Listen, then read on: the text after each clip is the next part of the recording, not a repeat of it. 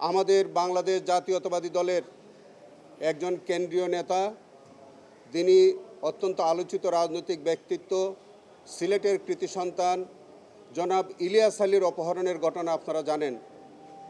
আজকের এই সাক্ষী থেকে আমাদের ইলিয়াস আলীকে অপহরণ এবং তাকে যে অন্তর্ধান করবার যে বর্ণনা, সেটাও এই সাক্ষীর মুখ থেকে আংশিক বেরিয়ে এসছে।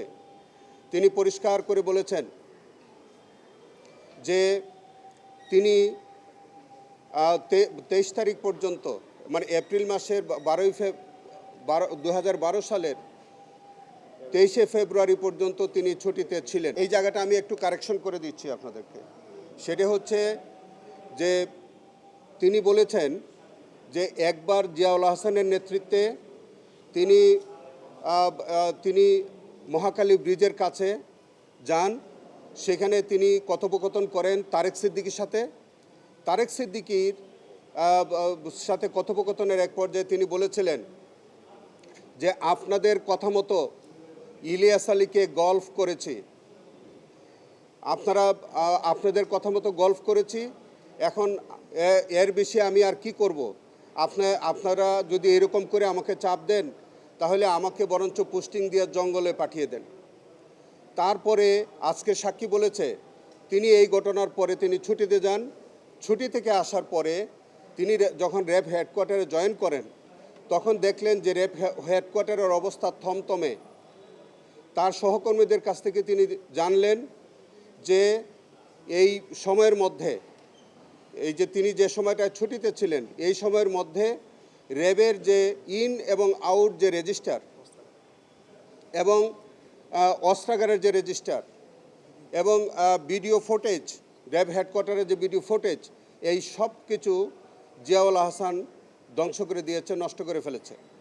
অর্থ হচ্ছে যে এই সময়ের মধ্যে ইলিয়াস আলীকে অপহরণ করা হয়েছে, সম্ভবত ইলিয়াস আলীকে র্যাব হেডকোয়ার্টারে আনা হয়েছে।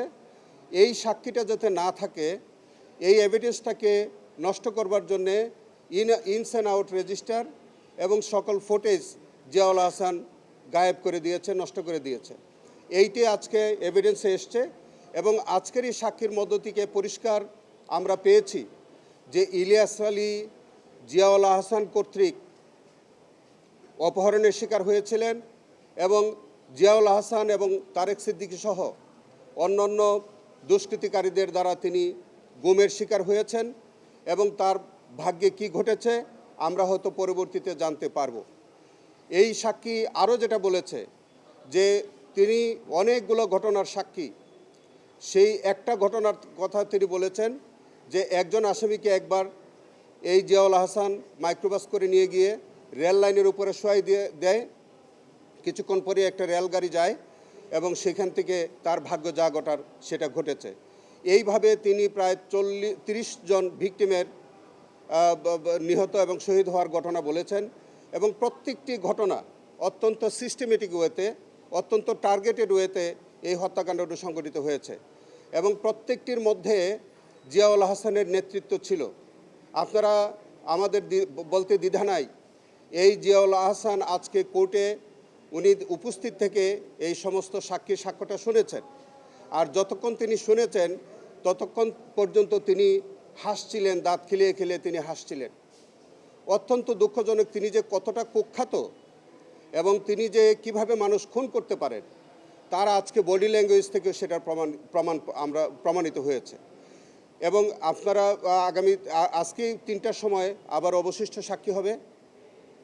আমরা আশা করি যে এই সাক্ষীর মুখ থেকে আরও কতজন ভিকটিম এইভাবে নির্মম হত্যাকাণ্ডের শিকার হয়েছে হয়তো এই সাক্ষীর মুখ থেকে বেরিয়ে আসবে।